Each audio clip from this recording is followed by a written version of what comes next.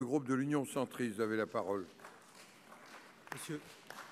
Monsieur le Président, Mesdames et Messieurs les ministres, mes chers collègues, ma question s'adresse à Madame la ministre des Armées. Le sommet G5 Sahel, qui s'est tenu hier à Nouakchott, s'inscrit dans la suite du sommet de Pau, voulu il y a 6 mois par le Président de la République pour refonder notre action au Sahel. Cette rencontre avait permis d'établir 2 objectifs pour gagner cette guerre. D'abord, combattre les terroristes. Ensuite, former et équiper les armées nationales. N'oublions jamais que chaque jour, nos soldats livrent un âpre combat contre les djihadistes dans le Sahel. 41 militaires français y ont fait le sacrifice de leur vie depuis 2013. Depuis Pau, des succès spectaculaires ont été atteints par nos forces armées. Ils font notre fierté et notre groupe veut leur témoigner toute notre gratitude. La mobilisation européenne à nos côtés se confirme, même si elle reste encore trop lente. La Task Force Takuba est à cet égard aussi importante que représentative. Madame la ministre, l'Estonie sera-t-il le seul pays européen à nous rejoindre? Mais après avoir gagné la guerre, le plus dur est souvent de gagner la paix. Vous l'avez dit vous-même, Madame la ministre, une opération telle que Barkhane n'a pas vocation à être pérenne.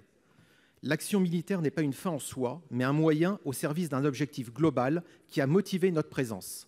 Permettre à des États de demeurer libres et de fonctionner normalement de manière indépendante au service de leur population. C'est pourquoi 2 objectifs avaient été fixés à Pau pour gagner la paix. Le retour des États dans les territoires ravagés par le djihadisme, l'aide au développement de la région. Cependant, le Président de la République l'a admis lui-même à son arrivée à Nouakchott hier. Il faut en faire davantage dans ce domaine. Ma question est donc simple. Où en est l'Alliance Sahel et sommes-nous sur la bonne voie? Je vous remercie. Pour vous répondre, la parole est à Madame le ministre des Armées. Madame Florence Parly, vous avez la parole. Merci Monsieur le Président, Mesdames et Messieurs les sénateurs. Monsieur le sénateur, au Sahel, nous avons 3 mots d'ordre. Le premier, c'est la détermination.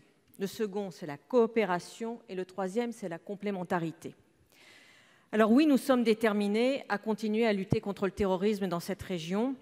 Et c'est grâce à la détermination du Président de la République qui, en lançant le sommet de Pau, a créé cet élan qui nous a permis, tous ensemble, de remporter et d'engranger des succès, notamment militaires, et de donner un nouvel élan à notre action.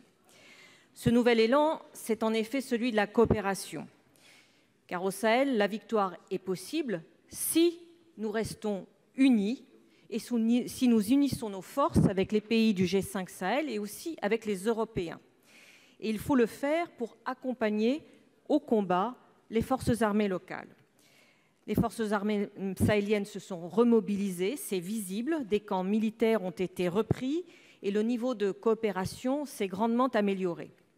Vous l'avez souligné, la Task Force Takuba va pouvoir démarrer dans quelques jours avec des forces spéciales françaises et estoniennes dans un premier temps, qui seront rejointes par des forces spéciales tchèques, puis suédoises, peut-être italiennes.